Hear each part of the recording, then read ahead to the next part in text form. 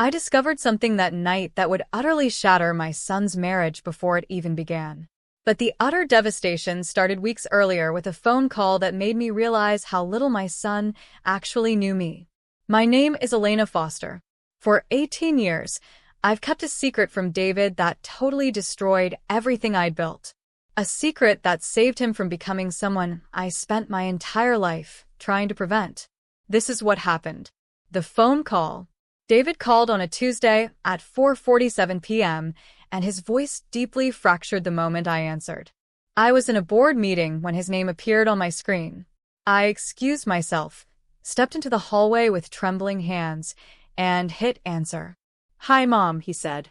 His voice was rigid, the way it used to be when he was 9 and had broken something he wasn't supposed to touch. "David, what's wrong?" "Nothing's wrong," he said too quickly. I need to ask you something. And I need you to say yes without a lot of questions." My stomach tightened like a fist, painfully, unmistakably. "Tell me," I said, my voice steady despite the alarm bells screaming inside me. "Natasha's parents are flying in this weekend from Europe. It's their first time visiting. They want to take us to dinner. All of us. You included." I waited. There was always more. "They want to meet my family," David continued, his words rushing now like he was terribly terrified I'd hang up. "They want to understand where I come from." And I was thinking, Saturday night at that restaurant downtown. The expensive one. You know, to make a good impression. "David, you know I don't." I know," he interrupted, and the utter desperation in his voice made my heart deeply shatter. "But Mom, I really need you to do this. For me. For us." The absolute begging in those last 2 words undid me completely. "What did you tell them about me?" I asked slowly, already knowing the answer would deeply hurt. There was a silence. A long one. A suffocating one that felt endless. "I told them you work in an office," he said finally, his voice breaking slightly. That you're simple. Uncomplicated. That you keep to yourself. That you don't need much." The word hung between us like a blade. Simple. As if my entire existence, my sacrifices, my strength, my years of fighting to build something meaningful could be reduced to that single, dismissive adjective. "David." "Mom, please don't be upset," he said, and the crushing guilt in his voice told me everything. "They're very successful people. They have a lot of money. A lot of status. And I didn't want them to think that I was expecting anything from you or that you needed anything from them. I wanted them to see that I'm independent, that I built my own life." "I'll be there," I said quietly, my voice hollow with betrayal. When I hung up, I made a decision that would eventually change everything. If they were going to judge me, I wanted to see their true faces without the filter of politeness. I wanted to know exactly who these people were when they thought they were dealing with someone they deemed beneath them.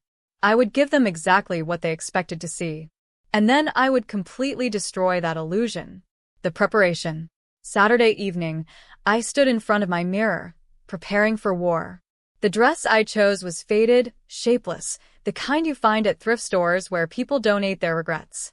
It had a small stain near the hem that I'd never quite been able to remove, a symbol of poverty. The jeans I wore had a thread coming loose at the seam, a wound waiting to embarrass me. My shoes were held together by habit more than function, the soles worn through in places, the leather cracked like something dead. I looked tired, not just physically, emotionally tired, like a woman who had never had much and had stopped trying to have more. I pulled my hair back in a messy ponytail. No jewelry, no watch, not even a ring. When I looked in the mirror, I didn't recognize myself. Good. I had become my mask. The restaurant. The restaurant was exactly as David had described it, a temple to wealth. White tablecloths. Soft lighting. Waiters who moved like they were gliding through air made of gold. The kind of place where the wine list was longer than most books, a monument to excess. David was already there, seated at a corner table, and his face destroyed me the moment he saw me. He wore a dark suit he'd bought himself on his social worker salary. Honest work, humble pay. When he saw me, His face went through 3 devastating expressions in quick succession: relief, then doubt, then something like shame. His eyes did a quick scan of my clothes, my worn-out shoes, the absence of anything expensive. I saw him do the painful calculation.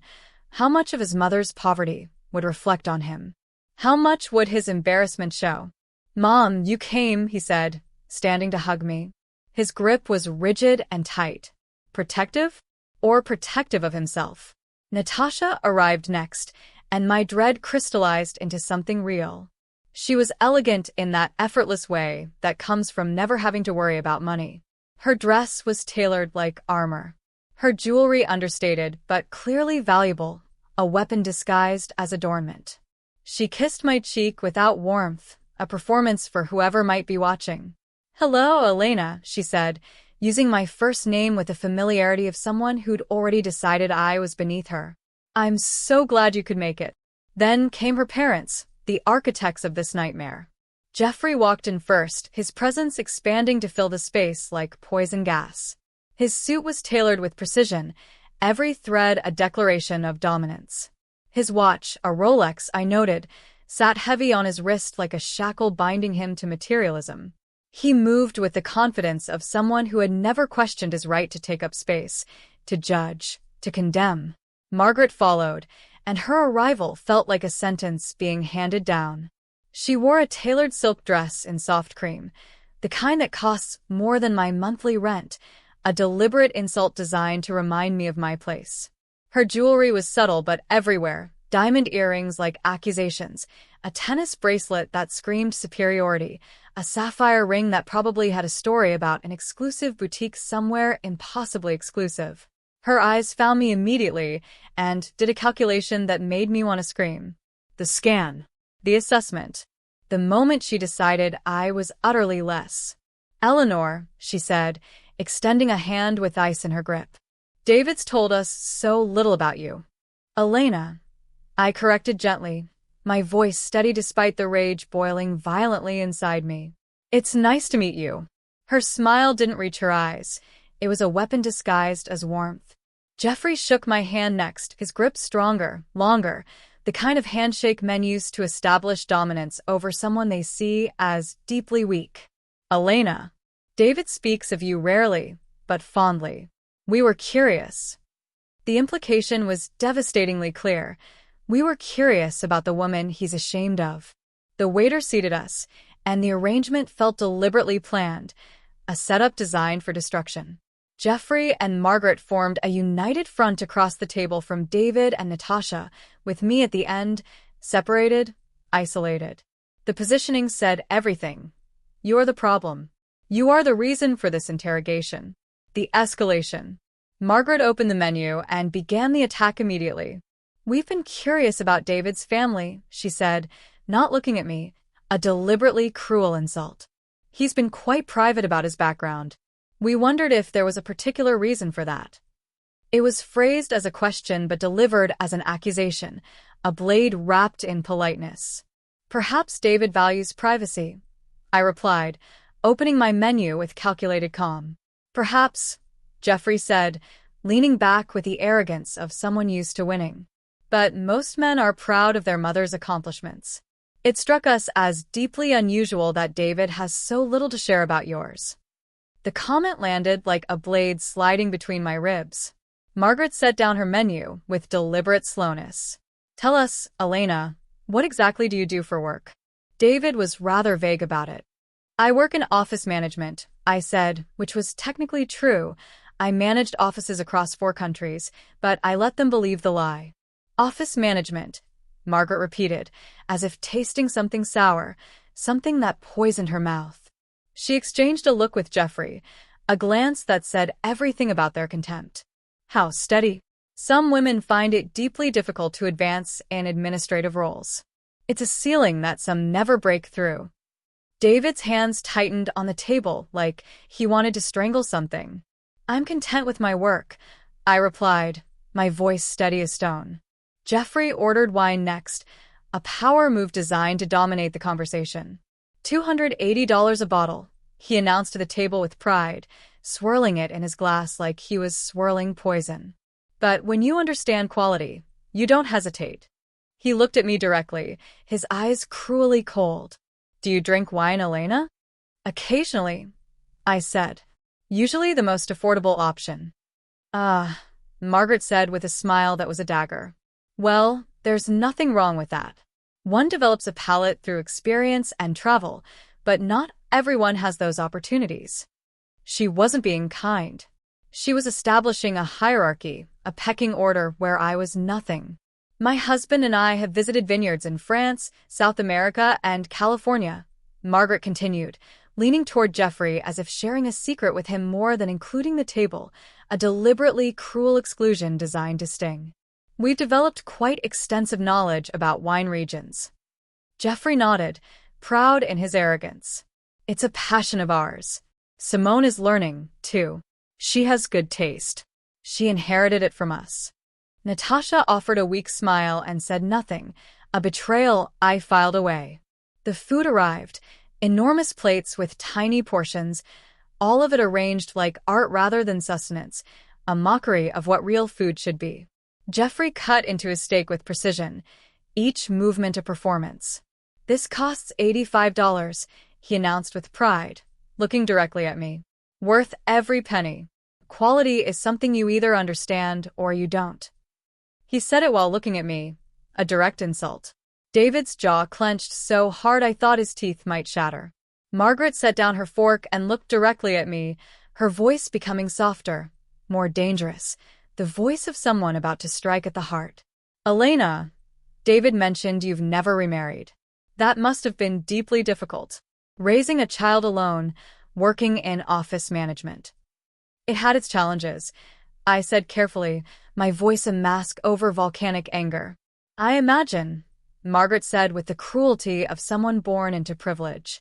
And it must be a relief now that David is financially independent, that you don't have to worry about supporting him. I never had to worry about supporting him, I replied, each word a weapon. He's always been independent. Yes, well, Jeffrey said with false kindness, that's partly because Natasha's family has been able to help.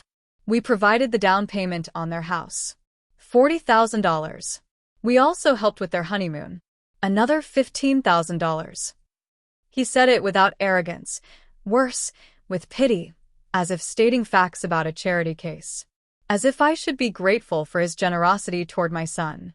Margaret leaned forward slightly, her voice becoming almost intimate, a serpent about to strike. Elena, we've been discussing something, and we wanted to approach this with respect. We know raising David alone wasn't easy. We admire your strength. I said nothing. I waited for the blade to fall. What Margaret is suggesting, Jeffrey said, is that we offer you a small allowance. A stipend, really. Nothing that would make you uncomfortable. Just enough to ensure you don't become a financial concern for David as you age. A financial concern, I repeated slowly, the words tasting like poison. Yes, Margaret said, her voice dripping with false charity. We would offer $800 a month. Enough for a modest apartment, basic expenses. In exchange, we would only ask that you not burden David with your struggles. Let him focus on his marriage, his career, his life with Natasha. The implication was surgically precise. Take the money and disappear from your son's life. Stay quiet. Stay invisible. Stay gone. David's face had gone pale, shocked at the nakedly cruel behavior his future in-laws were displaying. And if I don't? I asked, my voice steady as a blade.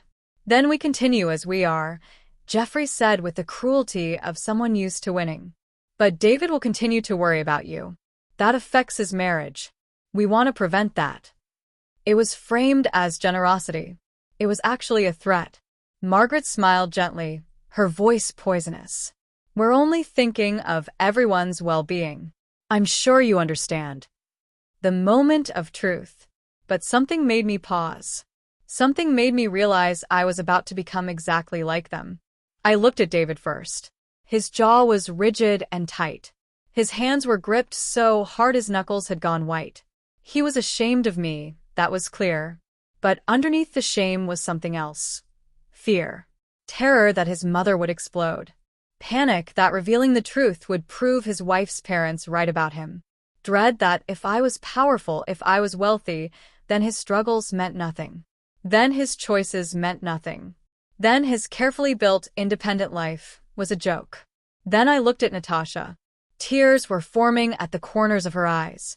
Not from sadness at her parents' behavior. She'd witnessed that her entire life, but from something deeper. The conflict of watching someone you love be destroyed and being powerless to stop it. She was crying because she understood what I was about to do. She was crying because she knew I was going to humiliate them. And Jeffrey and Margaret. They sat there with the absolute certainty of people who had never been questioned. People who believed that money was the only language that mattered. That dignity was purchased. That love was conditional upon net worth. If I revealed myself now, if I dropped the truth like a bomb, I would win. I would see their faces transform from pity to shame. I would prove I was right about them. I would demonstrate that they were beneath me, not above me. But what would I actually accomplish? They would apologize. Falsely. Defensively. They would claim it was all a misunderstanding. Within hours, they would start reframing the story. We were concerned about David. We didn't know. It was just conversation. They would begin calculating how to benefit from my wealth. They would shift from contempt to manipulation. And David would feel worse, not better. He'd feel like his mother had orchestrated the entire evening. That I'd set him up. That I'd brought him to a public restaurant to humiliate his wife's parents, proving that I was every bit as willing to use money as a weapon as they were. Wasn't that exactly what I despised about them? Using wealth to establish dominance? I set down my fork slowly, and something shifted inside me. The anger I felt was suddenly different. Not anger at Margaret and Jeffrey. Anger at myself. Because I'd come to this dinner with the same intentions they'd come with, to establish hierarchy. To prove worth. To win. To show that my hidden wealth made me superior to their visible wealth. I had become exactly what I was judging them for. And the worst part? My son could see it. He could see his mother preparing to wield money like a weapon, and it terribly terrified him. I took a sip of water. I breathed. And then I understood something important. I didn't need to humiliate them. I needed to stop hiding. The confrontation. Thank you for the offer, I said quietly, my voice clear for the first time all night. But I'm going to decline. Margaret nodded, satisfied with her victory. Of course, if you change your... I decline, I interrupted, my voice transforming into something powerful, because the offer is insulting.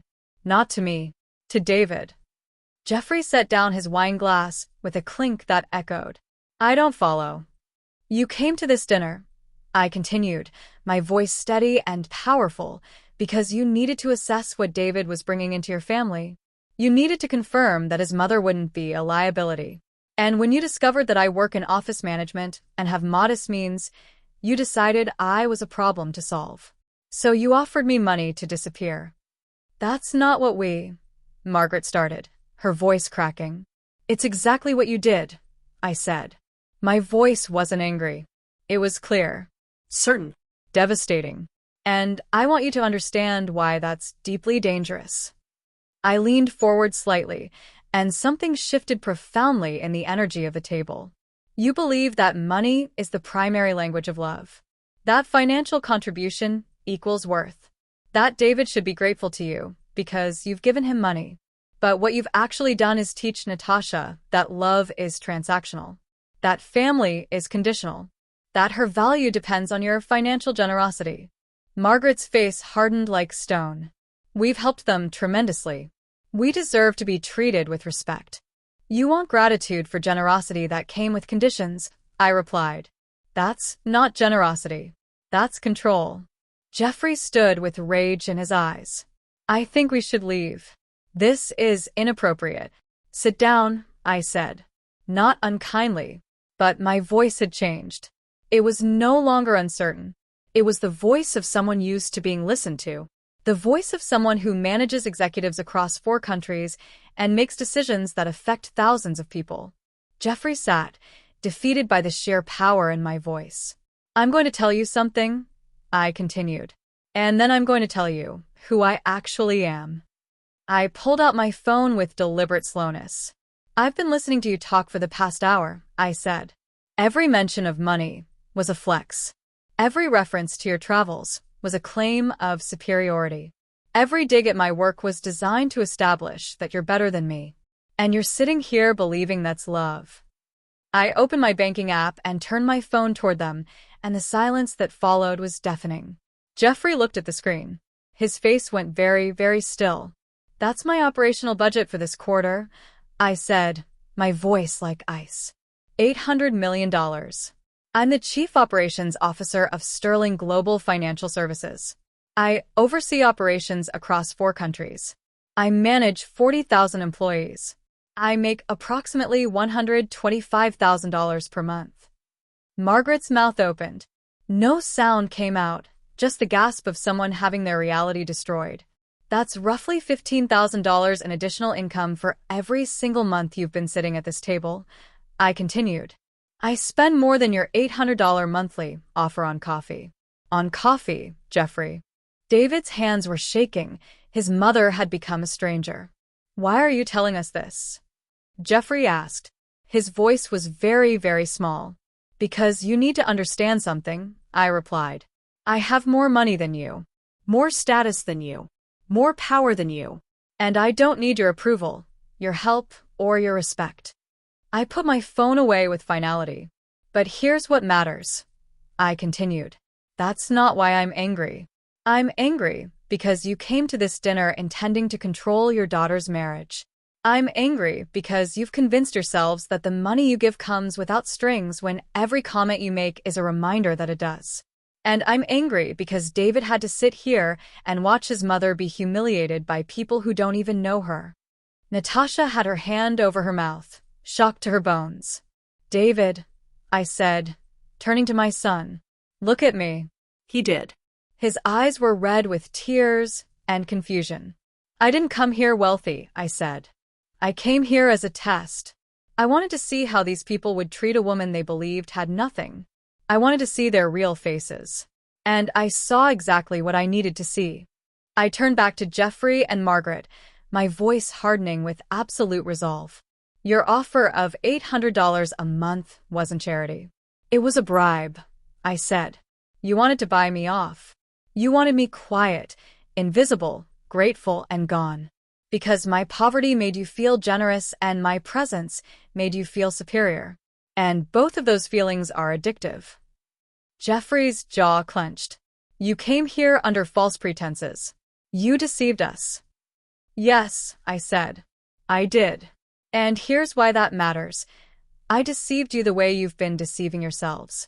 You've been pretending that your money makes you good, that your generosity makes you kind, that control disguised as concern is love. So I gave you the same treatment. I pretended to be less than I am, and you treated me accordingly. Margaret's hands were trembling with rage and shame. The difference between us, I continued, is that I'm stopping now. I'm being honest. You're still pretending. David suddenly stood, his chair scraping against the floor with an awful sound. We're leaving. Natasha stood immediately, her face transformed. The tears had stopped. She looked clear-eyed and determined, powerful for the first time all evening. Natasha, sit down, Margaret said, her voice desperate. No, Natasha replied. Her voice was steady, unbreakable. I'm done. She grabbed her jacket with purpose. You can't just leave, Jeffrey said. You're our daughter. I'm your daughter when it's convenient, Natasha said, her voice cutting like a blade. When I follow your rules, when I spend your money, when I let you control my marriage. But when I stand up to you, when I actually set a boundary, suddenly I'm ungrateful. I'm choosing the wrong family. She looked at her parents for a long moment, and her eyes held finality. I'm choosing honesty, she said finally. Over politeness. Over pretense. She turned to David and extended her hand with determination. David took it. He looked at me, his eyes asking for permission to leave his shame behind. Come on, Mom, he said. After the dinner, we left without paying. Outside, the night air hit us like a shock, cold and cleansing. The restaurant's lights reflected off the wet pavement like a final accusation. A few cars passed. The world continued indifferently, unaware of what had just deeply shattered inside. David grabbed my arm, and we walked for half a block before he spoke, his voice trembling. "Mom, I don't understand," he said. "Who are you?" "I'm still your mother," I replied. "I'm just not hiding anymore." He stopped walking. He turned to face me, and his confusion was visible. "What do you actually do?" "I run operations for a financial services company," I said. "I oversee 4 countries. I manage a budget of $800 million. I make roughly $125,000 a month." David stared at me. "Why didn't you tell me?" "Because I needed you to become a man who built his own life," I said. "Not one who waited for inheritance. Not one who measured his worth by what his mother had. You needed to understand that your value came from who you are, not from what I could give you." "But you lied," he said. "For 18 years, you lied to me." "I did," I admitted, and the guilt in my voice was real. "And that was wrong." "You're right to be angry about that." "But David, look at what just happened. Look at what your honesty just cost you. Your in-laws are probably going to tell you that you chose wrong, that you're ungrateful, that you'll regret it when you need their money." David's face shifted. "And you're saying that's the test?" "No," I replied. "The test was seeing who they were. Now the real work begins. And it's going to be deeply hard." Natasha was standing nearby, her arms wrapped around herself, looking lost. "I don't know what to do," she said quietly. "They're my parents." "I know," I said gently. "That won't change. But you just decided that you have limits. That love doesn't come with conditions. That's not easy. And it's going to take time." 3 days later, David came to my apartment, and his silence screamed profoundly. He didn't speak when he arrived. He just looked around, at the old furniture, at the walls without expensive art, at the simple life I'd built over 18 years, a life that had never required anyone's approval. "You could have had anything," he said finally, his voice breaking deeply. "You could have had a penthouse. You could have had everything." "I could have," I agreed. "But I didn't want it." He sat on my sofa, the same sofa I'd had for 12 years, worn in places from where I'd cried, dreamed, fought to keep my sanity. "I'm still angry. About the lying." "You should be," I said. "I'm sorry for that. But I understand why you did it," he continued. "And I'm deeply proud of what you did at the restaurant." I sat beside him.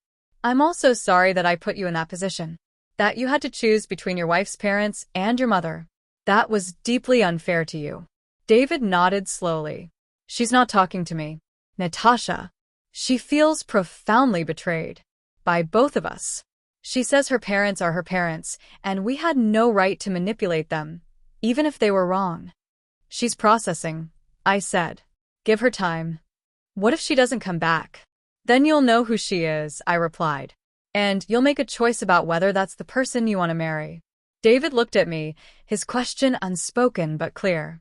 "Is that how you see it? Like a test?" "Not a test," I corrected. "A clarity. Tests are about winning or losing. Clarity is about understanding who people are so you can decide what to do about it." David took a breath. "She called me yesterday. Natasha. She said she needs to see you. She wants to understand something." I nodded. "Tell her I'm here whenever she's ready." 1 week later, Natasha arrived on a Wednesday evening, and her vulnerability was undeniable. She looked different, less polished. Her hair was pulled back simply. No jewelry except her wedding ring. She looked vulnerable, which meant she looked real. "I don't know why I came," she said, standing in my living room. "My parents told me not to. They said you orchestrated everything. That you're a manipulator who lied to your son and tricked them into showing their worst selves." "Did you believe them?" I asked. "Part of me did," she said. "Part of me still does. Because you did lie. You did manipulate the situation. You came to dinner with an agenda." I nodded. "That's all true. And the reason I did it is still true, too. I needed to see who you were when you weren't thinking about the image you were projecting." Natasha sat down slowly, as if the weight of understanding was crushing her. My parents are deeply angry. Really angry. They told David they're reconsidering his inheritance. They said if he chooses you over them, he's out of the family. And what did David say? I asked, already knowing the answer. He said he never asked for inheritance. Natasha replied. He said he married me, not your money. That if they couldn't respect that, then he'd make a choice. I waited, knowing what was coming. He chose you, Natasha said quietly. But I'm not sure he should have had to make that choice. You're right, I said. He shouldn't have had to. And I take responsibility for that. I could have told him about my life in a different way. But Natasha, I need you to understand something crucial. The problem isn't that I lied. The problem is that your parents are deeply angry they can't control you anymore. Natasha's eyes filled with tears that utterly shattered her composure. They call every day, she said. They tell me how deeply disappointed they are, how I've let them down, how David has been a bad influence on me. And I believe them, and then I don't believe them, and I don't know what to believe. Then stop believing, I said, and start observing. Watch how they treat you now that they've lost control. That will tell you everything. Natasha nodded slowly. What do you want from me? Nothing, I replied. I don't want anything from you. But David might want things from you. Honesty, partnership, someone willing to set boundaries with her family. Whether you can give him those things is your choice. Natasha stayed for tea. We talked for 2 hours. I didn't give her answers. I gave her permission to figure out who she was when she wasn't performing for her parents. When she left, she hugged me, a gesture of acceptance. Thank you, she said, her voice breaking with emotion, for showing me another way.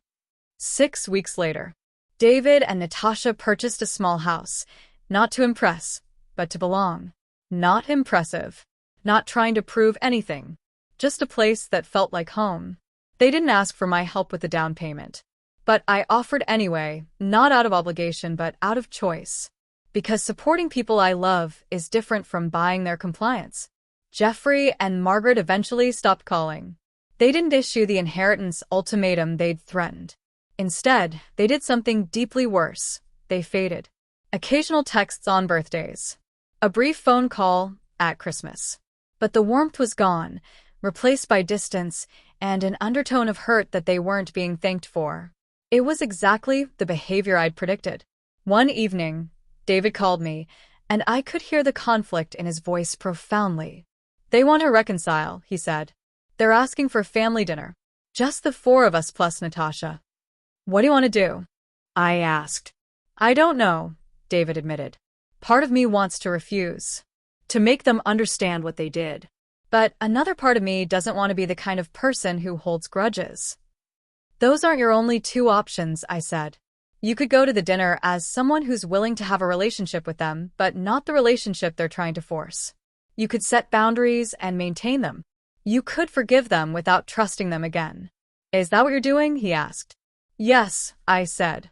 I don't hate your in-laws. I understand why they are who they are. People who were traumatized by poverty often become people who are obsessed with wealth. That's not their fault. But it's also not my responsibility to fix. David was quiet. Then, I'm deeply proud of you. For being honest. For not hiding anymore. I'm deeply proud of you, I replied. For listening when it was hard. For protecting someone you loved even when you were deeply confused. Do you think they'll change? He asked. Maybe, I said. Change requires understanding that you're wrong. And most people are more comfortable being right. Epilogue. 3 months later, I stood in my small apartment on a Tuesday evening, no longer hiding from the truth. The walls were still simple. The furniture was still old. But it no longer felt like I was hiding. David and Natasha came for dinner regularly now. We cooked together. We talked about real things. No pretense. The reconciliation dinner with Jeffrey and Margaret had happened. It was awkward and careful and carried the weight of unresolved tension. But David and Natasha had set clear boundaries, and to my surprise, Jeffrey and Margaret had largely respected them. Not because they understood why the boundaries existed, but because defying them would mean losing access to David. It wasn't healing, but it was a start. My phone rang. It was my assistant asking about a Monday meeting. I answered while looking out my window at the city lights. The city where I'd built everything. The city where I'd hidden everything. The city where I'd finally stopped hiding. And I realized something profoundly fundamental. Real wealth wasn't measured in bank accounts. It was measured in the relationships where you didn't have to pretend. In the moments where someone loved you because of who you were, not what you had. In the ability to set a boundary and have it respected. I had $125,000 coming into my account every month. But I'd had far less when I was rich in the ways that actually mattered. The choice to stop hiding had cost me something. It had cost me the ability to control how people perceived me. It had cost me David's 18-year fantasy of his struggling mother. It had cost me the moral high ground of suffering silently. But it had given me something profoundly in return. It had given me a son who actually knew me. And that was worth more than all the money in the world. The end.